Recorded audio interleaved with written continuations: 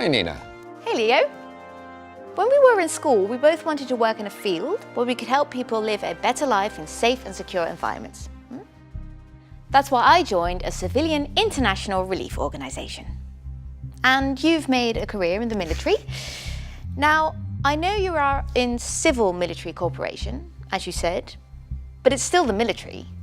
And what do you mean with this penguin doctrine you mentioned in your email? I'm really confused. Nina, it's not that complicated. You know, as soon as politics is involved, there are many different mandates which come into play.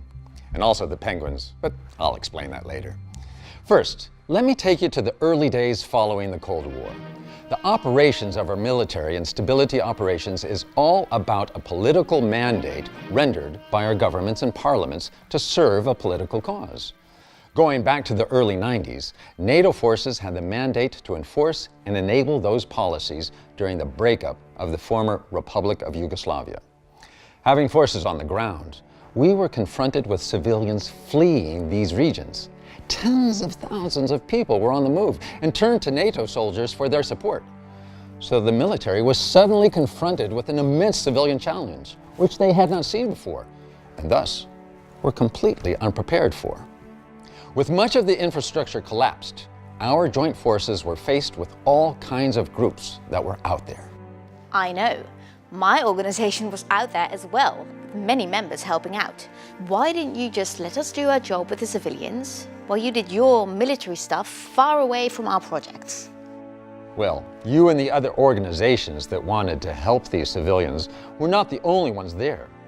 There were also armed groups, gangs, and other criminals that affected the population detrimentally.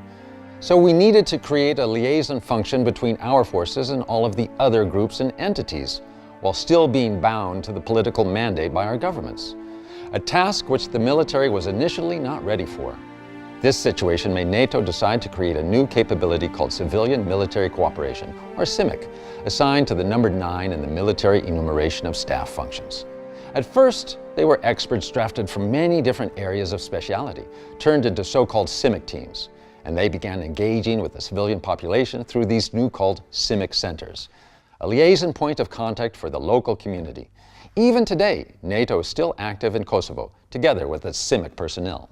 Good morning, America. I'm Charles Gibson. I'm Diane Sawyer, and it's Tuesday, September 11th, 2001. Just a few moments ago, something believed to be a plane crashed into the South Tower of the World Trade Center. An attack that led to the decision to topple the Taliban government in Afghanistan. And in the years that followed, many troops were deployed to stabilize the country and support the central government in Kabul. But it turned out that the environment was much more complicated in Afghanistan. So, the relevance of CIMIC in advising military commanders on all levels towards the civilian environment grew, which required more and more training. Initially, a formation of NATO CIMIC groups north and south was installed, which was implemented to serve as an operational unit for out-of-area deployments. Back in 2005, it soon became reorganized into one of what is now called NATO's 24 Centers of Excellence. Centers of Excellence, Leo? Where do those fit in? Is this like our training centers on the humanitarian side? Well, slightly so. Centers of Excellence are usually multinationally funded institutions that operate as a think tank for the policy framework of diverse military capabilities, with relevance for a number of NATO nations. They train CIMIC personnel, leaders, and specialists from NATO members and partner countries. Look at them as military entities that each focus on a unique topic, liaising between the military on the one hand, and everything that there is to know about the civilian side on the other is CIMIC CCOE. I see. That explains why you're located in the Netherlands and not in a crisis region. Being fully accredited by NATO in 2007, the new CIMIC Center of Excellence was first based at Enschede, but then moved to The Hague in the summer of 2015. Why did that happen? In the highly complex environment of these new stability operations, CIMIC took on an even more comprehensive role between the civilian environment and the military.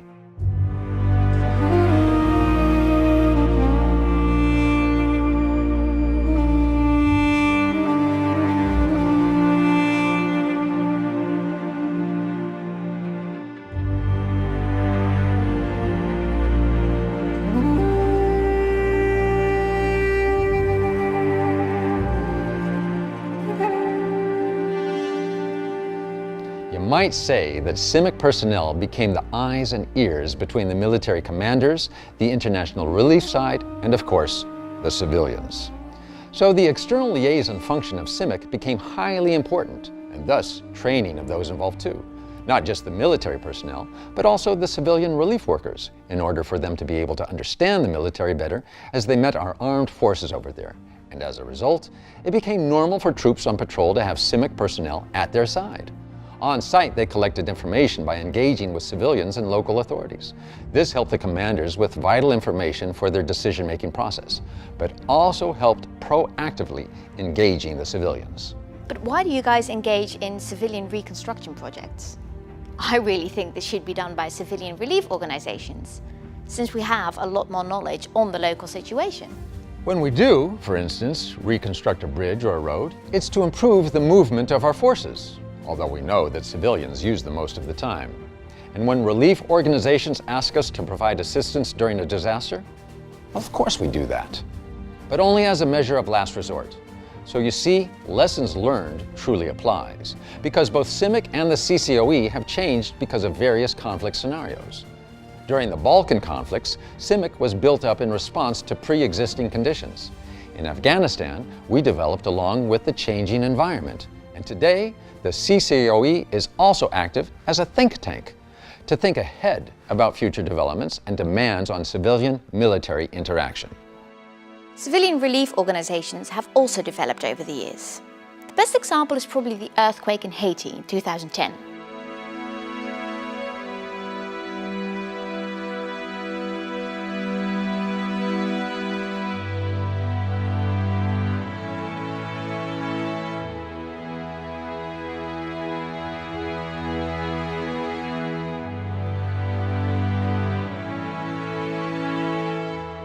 Fortunately, a US naval group was offshore during the disaster, so they immediately came into action with large numbers of personnel and materials. But while the Relief Coordination Organization of the United Nations, UNOCHA, arrived soon as well, they encountered a lack of a sufficient interface and liaison structure on all sides, which hampered the effective distribution of the relief activities. It therefore became evident to create a transparent interface for civil-military coordination for all sides. So today, virtually all large IOs and NGOs have trained personnel for interaction with armed forces. And at the same time, there was also a crisis developing in Sudan due to political and armed conflict combined with a severe drought.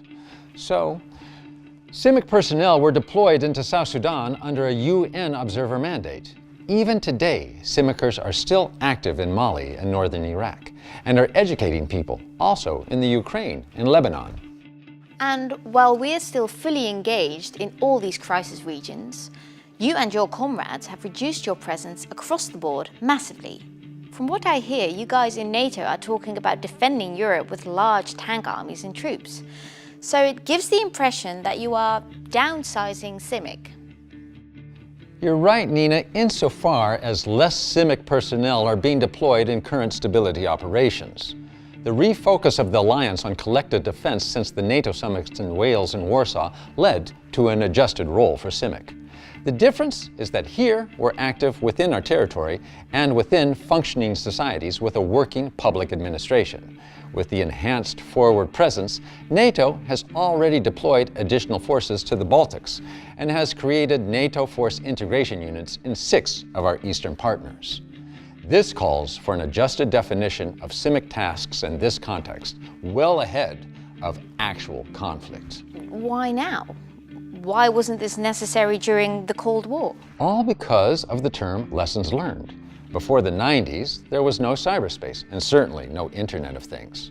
With more military presence comes the increased need to liaise even more between the military and the civilian side in order to effectively support the defensive mission.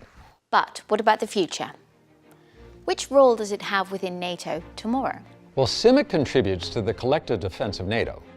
So it plays a role within the total approach of NATO defensive strategy, as well as within the still ongoing stability operations, such as Mali, and the development of national CIMIC capabilities in places like Ukraine, Iraq, and Lebanon. The role of CIMIC is different when there is a disaster. Then, a civil-military cooperation can be the last resort to facilitate support from the military resources. But in areas of conflict, CIMIC plays an active role in helping others helping people. So in these three areas, you'll see its foundation for the future. But then again, we sometimes have to see how new scenarios are developing. What does that mean? Are you trying to scare me, Leo? Let's be honest here. So far, CIMIC's role has been tied to armed conflicts. But look at hybrid threats, such as a combination of traditional military means combined with propaganda, terrorism, or rampant crime. That changes the whole spectrum of the term warfare. And what about attacks on our infrastructure? And if the economic cycle shuts down due to a combined attack on our digital infrastructure? Imagine what that could do to the civilian population, even over a period of only a few days. We need to prepare for those scenarios as well, even if they do not overflow directly into an armed conflict situation. That is also how CIMIC can help build resilience in societies before these events actually occur. Sounds to me like CIMIC is everywhere all the time. Is this where your penguin doctrine comes into play? Well, the Penguin Doctrine is not an official NATO policy. But for us, it helps explain why CIMIC needs to be included in any plans for a crisis scenario long before a situation has actually begun to escalate. It basically states, in regions where there are either only soldiers or only penguins, we will not need CIMIC. Everywhere else in the world will also need CIMIC to win the peace. I see. As long as penguins can move safely around the Arctic, they don't need you. As long as they are left alone, everything is fine. But when they do need you... Not quite. That would be a bit too much for the penguins. But this catchphrase actually applies to you and the many other aid and relief organizations. CIMIC and CMI can only work if all the stakeholders understand well ahead of time how civil-military interaction works in an emerging crisis situation. To facilitate this, we welcome staffers from all the civilian relief organizations to our courses, no matter which training background or level of engagement in the field they operate in. Because there is no greater success than keeping a sustainable peace.